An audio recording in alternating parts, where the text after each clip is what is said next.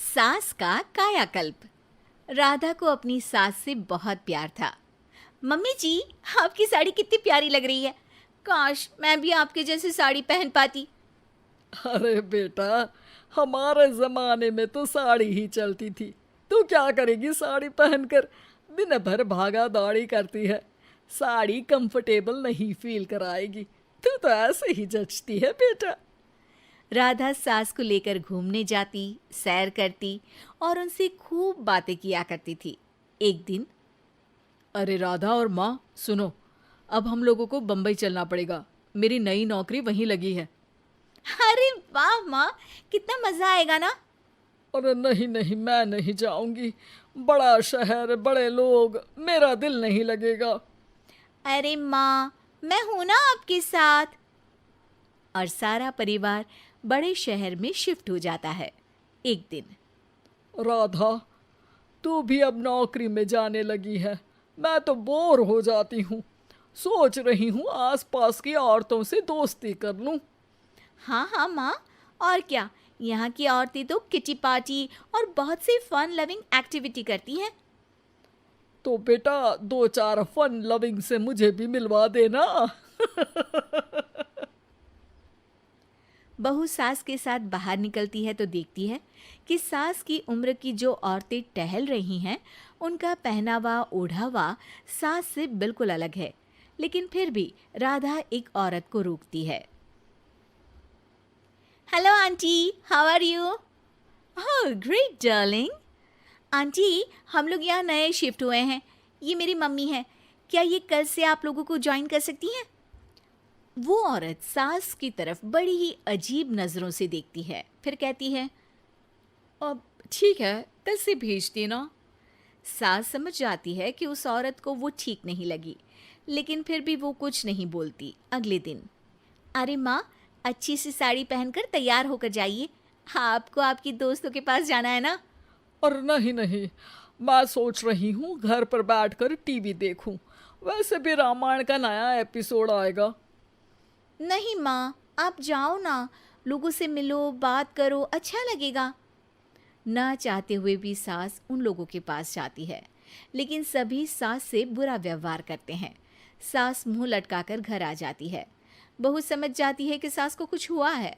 वो रोज सास को पार्क में भेजती, लेकिन सास रोज मुंह लटकाकर वापस आ जाती। क्या हुआ माँ, आप बाहर जाकर खुश नहीं होती हैं? अरे बेटा, खुश तो हूँ लेकिन लेकिन क्या माँ, आपको तो लोगों से मिलना, बातें करना अच्छा लगता था। मैं देख रही हूँ कि आजकल आप बाहर से आती हैं तो परेशान सी दिखती हैं। सास कुछ नहीं कहती, अपने कमरे में चली जाती है। अगले दिन राधा चुपके से सास के पीछे पार्क में जाती है। हेलो, कैसे हैं आप लोग? एक औरत मुंह बनाकर साइड हो जाती है। सभी एक दूसरे से बात करती हैं, लेकिन राधा की सास साइड में चुपचाप अकेली बैठी रहती हैं। राधा घर आती है और सास के वापस आने का इंतजार करती है। सास मुंह लटकाकर घर आती है। अरे मम्मी जी, तब से इंतजार कर रही हूँ, जल्दी तैयार हो जाइए, मार्केट जाना है। राधा सास को लेकर बाजार जाती है और उन्हें कुछ मॉडर्न कपड़े दिलाती है। अगले दिन सास उन कपड़ों को पहनकर पार्क में जाती है। Oh my god, you are looking gorgeous. Beautiful top, कहाँ से लिया? हे, मेरे घर में कल किटी है, तुम जरूर आना। अजीब औरतें हो तुम लोग। मैं रोज आती थी तब तो तुम लोग सीधे मुंह बात भी नहीं करती थी। आज इन कपड़ों को देखकर तुम मुझे घर बुला रही हो। लेकिन सुनो, अब मुझे तुम लोगों से कोई बात नहीं करनी और ना ही दोस्ती करनी है। अरे तुम तो बुरा मान गई। वैसे दोस्ती नहीं करनी थी तो ये कायाकल्प क्यों किया? ये मेरी बहू ने किया है। मैं यहाँ सिर्फ ये देखने के लिए आई थी कि तुमको मुझसे समस्या है या मेरे कपड़ों से। कपड़े तो बदले जा सकते हैं। अच्छा चलो, जो भी हो, अब हम लोग तुम्हें अपने साथ रखने को तैयार हैं। लेकिन अब मुझे तुम लोग नहीं पसंद।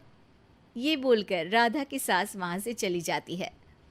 वाह माँ जी, आज तो आपका चेहरा खिला खिला सा लग रहा है। लगता है आपकी सहेलियों ने आपको अपना लिया। हाँ, वो तो अपनाना ही था। दिखावे वाली जो है वो, मेरे कपड़े बदलते ही उनका दिल बदल गया।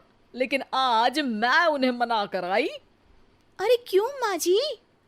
क्योंकि उन लोगों को मुझसे नहीं मेरे कपड़ों से दोस्ती करनी थी। वैसे मेरे पास तो तू है ना, मेरी प्यारी बहू, मुझे किसी की जरूरत नहीं है। अरे नहीं नहीं माँ जी, आप ऐसा क्यों सोच रही हैं? बेटा ये गलत भी तो नहीं है, जैसा देश वैसा भेष।